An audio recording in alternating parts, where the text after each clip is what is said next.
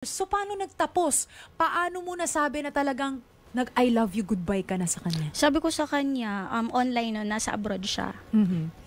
Binitawan ko yung masasakit na salita kasi hindi ko kaya personal eh. Mahina din ako eh. Parang hindi ko kayang sabihin sa totoong personal. Harap-harapan. Yeah, oo. Kasi marami din naman siyang natulong sa akin. So, parang sabi ko sa kanya, sana mamatay ka na, masasakit lahat ng masasakit na salita. Yeah, as in totally lahat masasakit. So doon po siya nasaktan din.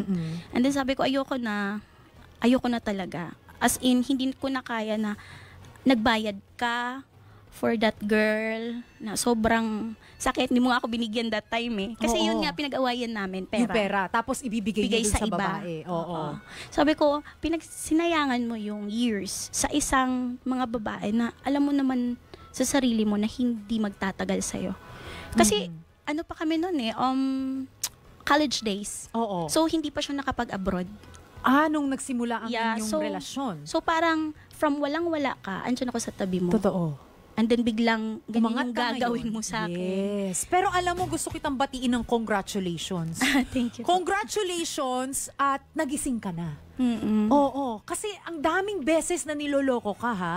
Pero ang tagal mong magising, girl.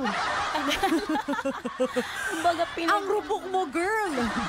Pero siguro naiintindihan natin, ganun talaga pag nagmamahal, minsan medyo nawawala tayo sa... Hindi natin naiisip yung mga ganung bagay at nangingibabaw ang emosyon natin. Oo. 'Di ba? Kasi yan ang pinakamahirap na bagay talaga o pinakamahirap gawin, yung gumising sa katotohanan kapag nagmamahal ka. And eto na yung katotohanan, no? Kaya congratulations, bigyan ng jacket yan.